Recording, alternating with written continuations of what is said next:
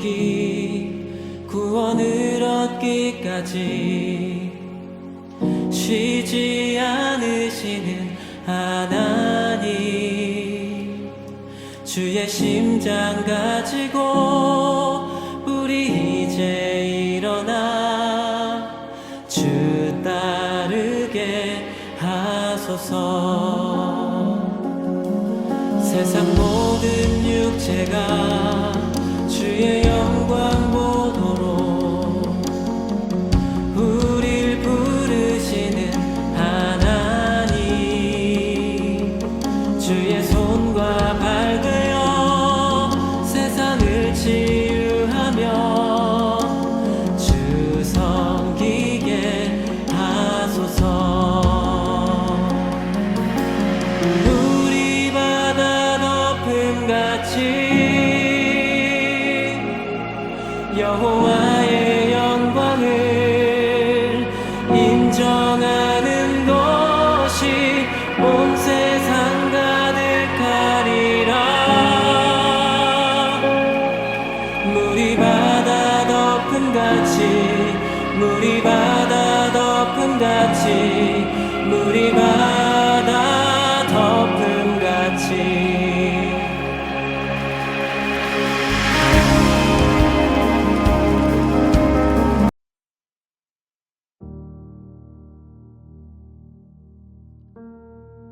메인입니다. 물이 바다 덮음같이 여호와의 영광을 인정하는 것이 온 세상 가득하는 그날까지 우리가 믿음을 잃지 않고 그리스도의 일꾼으로 살아가기를 바랍니다. 우리 하나님 말씀은 베드로전서 2장 9절 말씀입니다.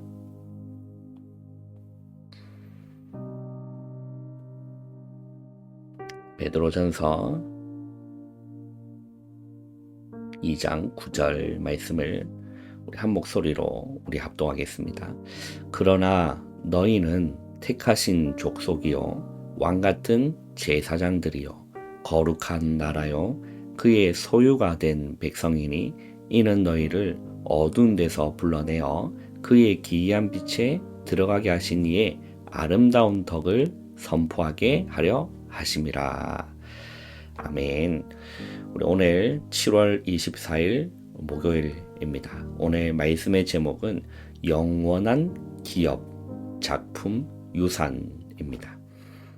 그리고 저와 여러분이 이번 주 받은 우리 강단의 말씀의 제목은 비밀을 맡은 그리스도의 일꾼이라는 제목으로 우리 이번 주 말씀을 함께 받았습니다.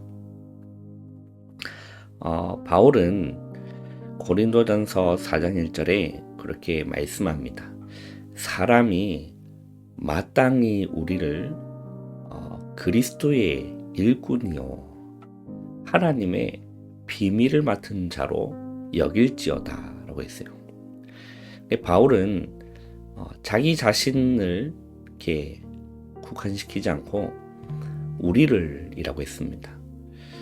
그래서 구원받은 하나님의 백성, 예수님의 생명을 이렇게 소유한 주님의 자녀들은 모두가 그리스도의 일꾼이요 하나님의 비밀을 맡은 자로 여겨라 라는 겁니다. 내 자신을 그렇게 여기는 것이고 또 우리 교회에 있는 옆에 공동체 또 지체들을 우리는 그렇게 봐야 된다는 것입니다. 내 자신이 이렇게 연약하고 부족하고 또 깨어지기 쉬운 우리는 질그릇 같은 인생일지라 하더라도 우리는 그리스도의 일꾼이다. 하나님의 비밀을 맡은 자다 라고 믿고 여겨라 라는 거죠. 그래서 이 그리스도의 일꾼이라는 말은 히페르테스라는 그 헬라어를 썼습니다. 그것은 배의 밑바닥에 내려가서 거기서 노를 젓는 사람을 보고 히페르테스라고 이렇게 지칭을 하는 겁니다. 그게 우리는 그리스도의 일꾼이란 말은 내 자신이 주목되어지는 것이 아닌 거죠. 여러분, 배 밑에서 노 젓는 사람이 언제 주목받는 일이 있습니까? 주목받지 않아요. 주목받으실 분은 오직 선장 되시는 예수님밖에 없습니다. 내가 그 예수님의 영광을 빼앗으면 안 되는 것이고 우리가 그 예수님의 영광을 빼앗으면 안 되는 거예요. 영광 받으실 분은 오직 주님 한 분이시라는 사실을 우리는 잊지 말아야 되는 것입니다. 우리가 사람의 인정을 받으려고 하면 그때부터 끝나는 거예요. 우리는 하나님 앞에서 우리는 살아가야 된다는 것이죠.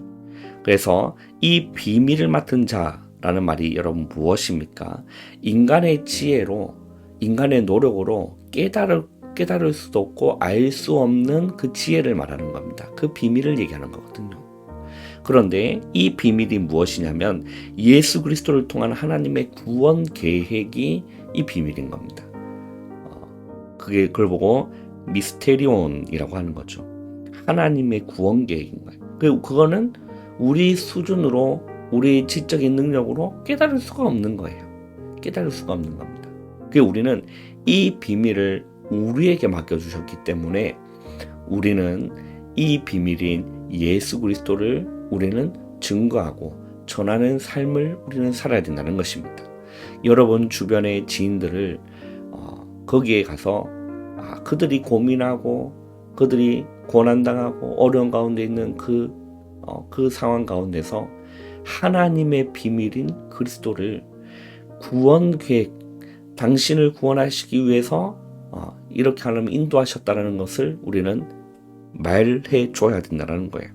골로새서 2장 2절에 보면 그렇게 말씀합니다. 이는 그들로 마음의 위안을 받고 사랑 안에서 연합하여 확실한 이해의 모든 풍성함과 하나님의 비밀인 그리스도를 깨닫게 하려 하십니다 라고 했어요. 그리고 골로새서 3절에 바울이 감옥에 매인 이유 또한 하나님의 이 그리스도의 비밀을 증거하기 위함이다 라고 바울은 얘기한 겁니다.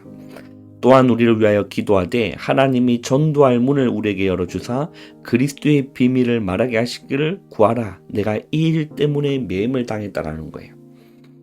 이 바울은 자신이 감옥 간 이유조차도 하나님의 구원 계획을 위해서 갔다라는 거예요.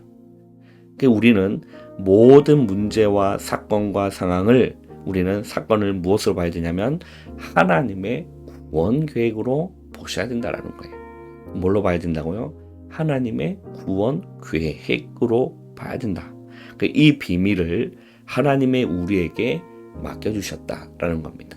우리는 이 그리스도의 일꾼으로, 그죠? 내가 주목받는 것이 아니라, 내가 드러나는 것이 아니라 내 삶 가운데 예수님이 드러나시고, 그죠?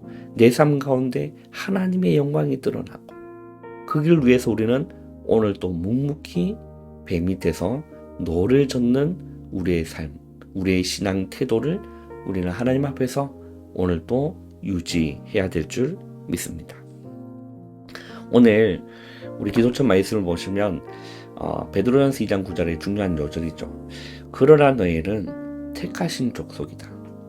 왕같은 제사장들이다. 여러분, 아니 내가 어떻게 왕같은 제사장이고 거룩한 나라입니까? 그러나 오늘 베드로전서 2장 9절에도 그러나 너희는 택하신 족속이요 왕같은 제사장들이요 거룩한 나라요 그의 소유가 된 백성이니 이라고 했죠. 후반절에 그렇게 말합니다. 이는 너희를 어두운 데서 불러내어 그의 기이한 빛에 들어가게 하신 이의 아름다운 덕을 선포하게 하려 하십니다 라고 했어요. 자, 여기 오늘 말씀도 결국에는 이 복음의 빛을 증거하는 것. 내가 어디서 구원받았는지, 그죠? 어두운 데서 불러내어 그의 기이한 빛에 들어가게 하신 이의 아름다운 덕을, 하나님이 하신 이 구원 계획을, 이 비밀을 우리는 얘기하기 위해서, 선포하기 위해서, 그죠? 아름다운 덕을 선포하게 하려 하십니다. 우리는 이것을 잊지 말아야 한다는 것입니다. 그래서 영원한 기업, 작품, 유산인 것입니다. 자, 우리가 기도 속에 있으면 되는 거거든요. 진짜입니다. 우리 삶 가운데서 말씀을 묵상하고 삶의 현장 가운데서 기도하고 하나님과의 관계를 누리는 이 기도의 행복한 가운데, 말씀을 묵상하는 행복한 가운데, 아침에도 낮에도 자기 전에도 이 삼집중 속에 우리가 있다라고 보면 우리는 반드시 영원한 기업, 그리고 작품, 그리고 유산을 우리는 실행할 수 있다는 것입니다. 그리고 영원한 것이 후대에게 넘겨지는 미래화의 제자 되어진다는 거예요. 우리가 복음 안에 있고, 우리가 말씀 속에 있고, 우리가 기도 가운데 있으면 우리는 후대에게 이 영원한 것을 넘겨주고 전달하는 이 중요한 흐름 가운데 우리는 가야 된다는 겁니다. 자, 그리고 우리를 부르신 이유 알아야 됩니다. 전 세계의 흑암을 빛으로 밝혀야 하는 우리가 빛을 밝히지 않으니 결국 노예로, 포로로, 유랑민으로 억지로 가서 속는 겁니다. 그런데 안디옥 교회는 자발적으로 하나님이 가장 기뻐하시는 지상 처음으로 선교사가 파송된 교회가 안디옥 교회입니다.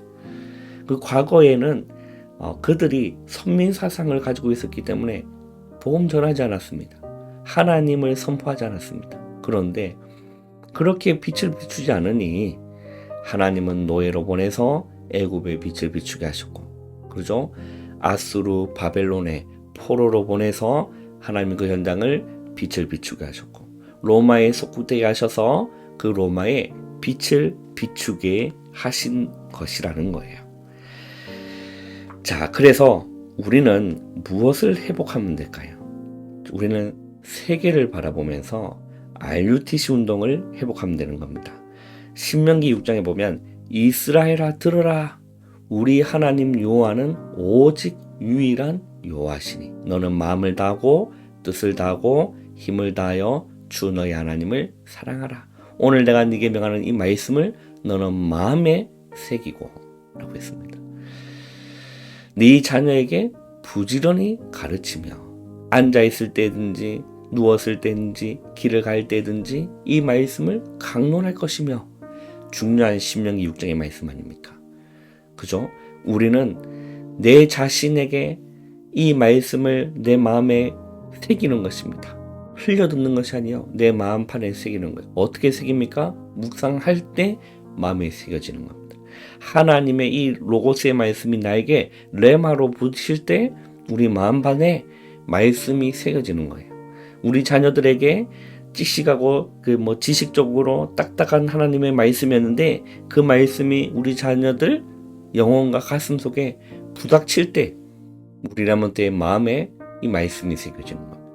이것이 레몬트 운동이라는 거예요. 그래서 미스바로 모여라, 도단성으로 모여라 한 이유가 여기 있는 겁니다. 그리고 두 번째는 무엇일까요? 지금부터 세계 살릴 것을 준비해야 되는 겁니다. 자, 우리는 조급할 필요 없습니다. 기도하면서 하나님이 나에게 맡겨주신 것, 하나님 나에게 원하시는 것 질문하면서 성령 인도 받아가면 되는 거예요. 그죠? 내 생각, 내 계획, 내 욕구 이런 걸 내려놓고 우리는 말씀 안에서 불신앙하지 않고, 그죠? 교회 공동체 안에서 불신앙하지 않고 말씀의 인도함을 받다 보면 반드시 성령의 인도함을 받게 되는 것입니다. 그래서 기도로 우리는 준비하게 되면 되는 거죠. 세 번째입니다. 후대에게 남길 것을 준비하는 겁니다.